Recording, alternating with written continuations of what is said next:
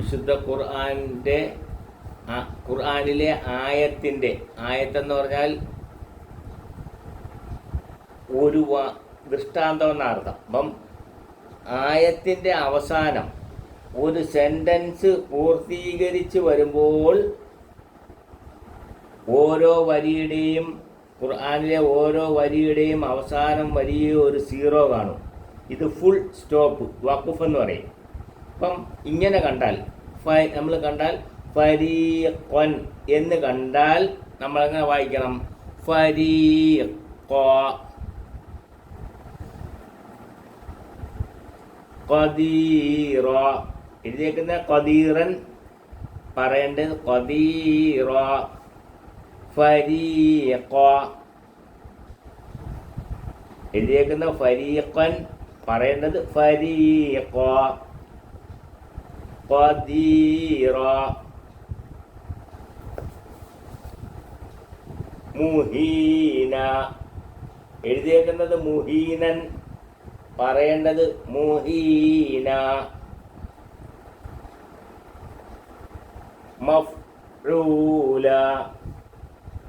മുഹീന.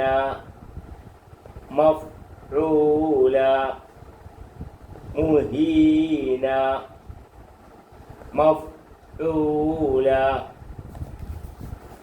ഫരീഖ. ഖദീറ. മുഹീന. മഫ്ഊല. ഫരീഖ. ഖദീറ. മുഹീന. മഫ്ഊല. ഫരീഖ. ഖദീറ. മുഹീന. മഫ്ഊല. ഫരീഖ. ഖദീറ. മുഹീന. മഫ്ഊല. ഫരീഖ. ഫരീഖ. ഖദീറ. മുഹീന.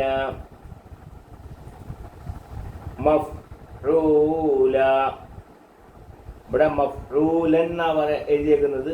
നാം പറയേണ്ടത് മഫ്ഊല. മുഹീനൻ എന്നാണ് എഴുതിയേക്കുന്നത്. നാം പറയേണ്ടത് മുഹീന. ഫരീഖൻ എന്നാണ് എഴുതിയേക്കുന്നത്. പറയേണ്ടത് ഫരീഖ. ഖദീറൻ എന്നാണ് എഴുതിയേക്കുന്നത്. പറയേണ്ടത് ഖദീറ.